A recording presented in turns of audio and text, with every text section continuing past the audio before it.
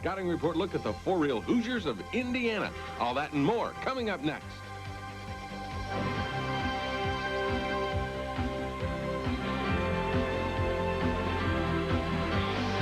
Time ago said that a tie was like kissing your sister. Michigan and Iowa tied 17-17 Saturday, and I don't think it was as good as kissing your sister as far as you're concerned. Well, I don't think either team very happy with that tie. Both teams had a chance to win it, and of course we had the most recent chance by being down there right at the end with a minute left and fumbling the ball on the goal line. When it's like that, does it almost feel like a loss to you, Bo? Oh, I think so. I don't think that people look at that. Someone asked me afterward if we would like the National Football League overtime, and I said for this game, yes. I'd like to go back out there and play another quarter.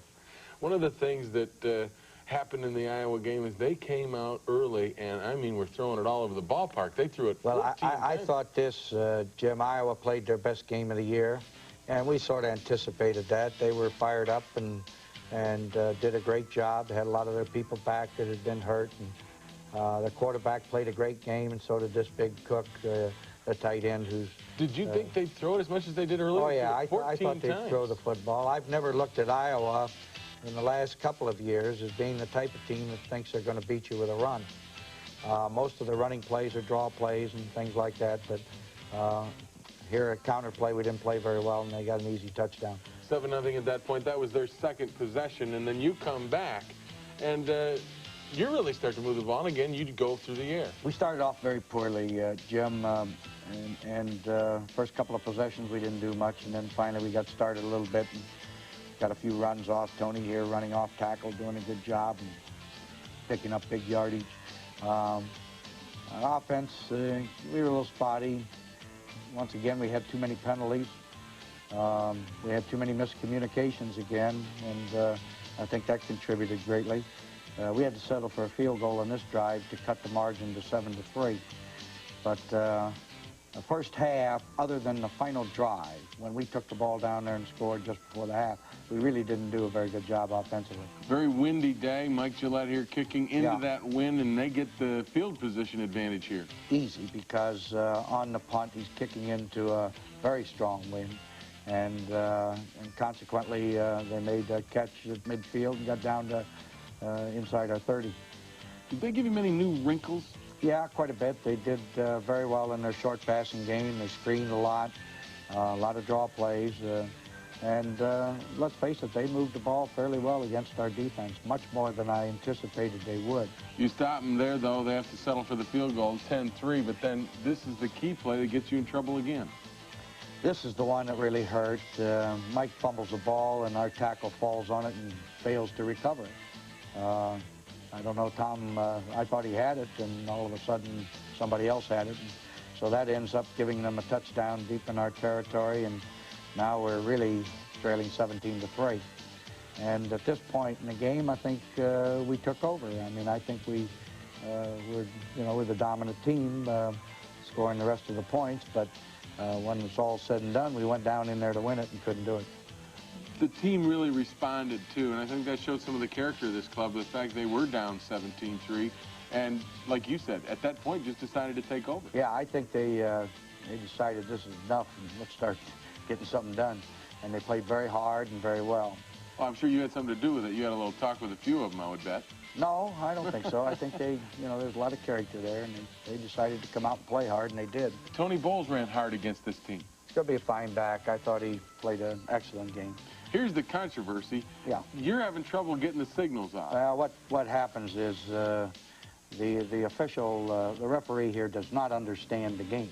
He does not understand that you cannot communicate unless you have a quiet audience. That's his responsibility to give the visiting team a chance. He failed to do that. Kept saying that we could run. He thinks you run a play, hut, and snap the ball, and whatever you call in the huddle, that's what you run. And unfortunately, that's not the game today. They called a 5-yard delay game penalty on you. On us, well, and even the Iowa players were trying to get the crowd calmed down, and he called a 5-yard delay game penalty on us. And then gave you 15 more, but you overcame that. We overcame that and scored anyway. Scored to make it 17-10 at halftime, and at that point, you had to feel, I think, fortunate at half to be only down 7. Well, I told them at halftime we had played so poorly and we were only down by 7 points that they will not score the second half and we'll take this game away from them. I really felt that way, and I think our team felt that way too. How much adjustments did you have to make with the different looks that they were giving you at half? The biggest adjustment we had to make was in our offense, Jim, because we couldn't hear. When you can't hear, it almost takes you out of half of your offense. So we had to cut way down. We had to put 2 backs in the backfield. We had to do a lot of different things, and it really cut back on our offense. Well, the second half was when the game was really had a chance to be won by Michigan, but it didn't happen. Don't go away. The second half highlights are coming up next when Michigan Replay continues. We made a lot of mistakes out there today on offense that we shouldn't have had. You know, those mistakes cost us the game. I felt, you know, we started taking control, and I felt we were the better team out there. I felt they started getting tired. And, you know, we was doing our jobs, had our assignments going correctly, but then we would get down when we get close to scoring and getting a touchdown or maybe a field goal. You know, we had breakdowns and penalties and things like that, and that's what stopped us.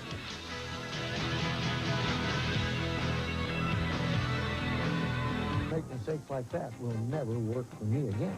To get your copy of the 10-Year War, call 1-800-356-2820. The cost is just $32.95. It's a must for your home video library. I was thinking we just came up short. One of the things we talked about before we went to the break was the problem with the noise in the stadium at Kinnick Stadium. And you said, you know, it took us out of how much offense did it really take out of your game because you had to communicate and you couldn't because of the noise? I think quite a bit. We pretty much decided we had a few pass plays we were going to run or run off tackle, and that's about it. And fortunately, we were moving the ball pretty well. We ran fairly decently. But crowd noise is very, very difficult. It's difficult to handle. I don't know. Maybe there's a better way to do it. I don't know how to do it, but you've got to be able to hear, and I think that's a responsibility of the officials. If they're not going to help you, you're going to be in trouble. Now, especially a team like you, a lot of audibles at the line is going to take a lot of offense off the field. That's the way we play. I'm sure that's the way a lot of other people play. You know? Opening up the third quarter, though, Iowa starts to move the ball on the ground, which is a bit of a surprise. Yeah, that was. And then they came back and fumbled here on 4th down, and we took the football over. And this is a key drive. You start on your own 1. We had a 3rd and 7 here. Mike goes back and hits McMurtry on the outcut for a 1st down. He drove 99 yards for a touchdown, and I thought our team really played well, played hard, ran well, took control of the game, really. And overcame a couple of penalties also in this drive. Yes, we had a couple of big penalties here we had to overcome. We must have driven, in the 99 yards, we probably drove 125 in order to score, but we did it.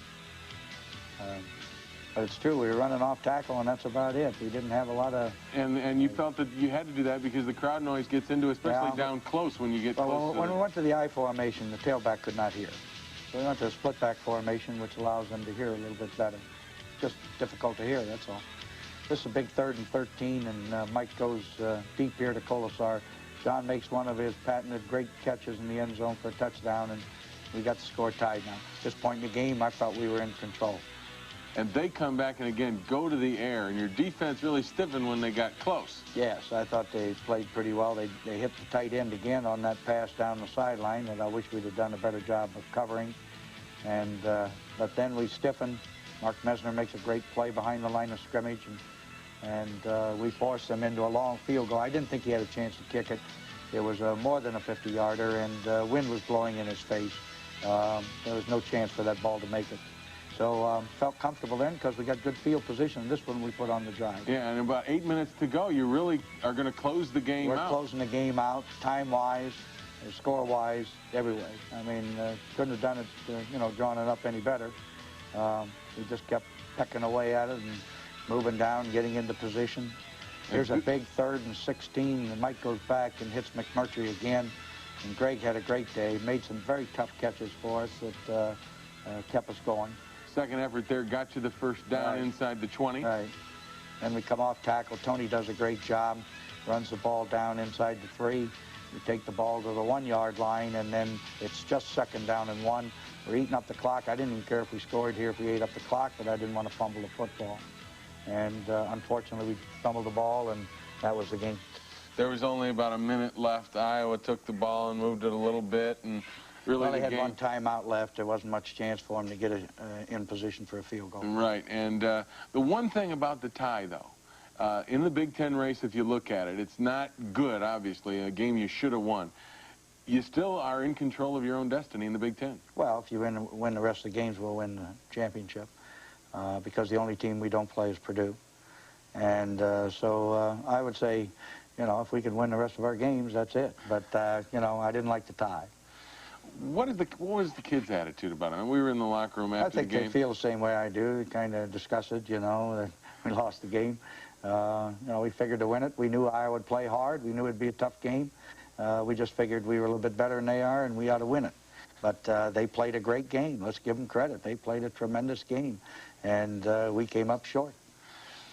The one thing I think, if you look at the game, step back and take a look at it, the one thing I think you'd like to work on most of all is a little more consistency offensively, and maybe stop some penalties. Well, I think part of the penalty, Jim, is you can't hear. If you can't hear, you're going offside, and you're setting on pass protection before the starting count. It's hard. It's hard. The penalties like that are, you know, they're excusable.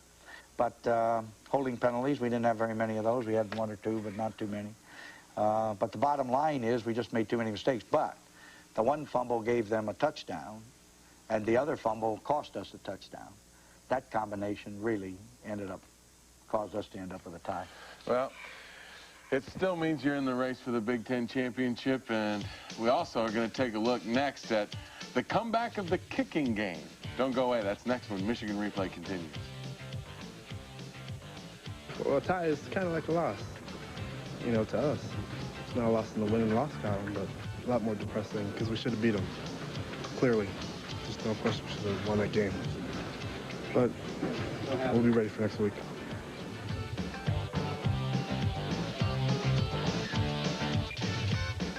Mike Gillette in '88.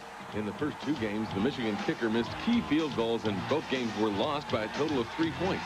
But against Michigan State, Gillette turned his season around with an electrifying touchdown run on a fake punt. The Wolverines won that one 17-3. Gillette accounted for 11 of those points, and finally, the pain of the Notre Dame and Miami games was over.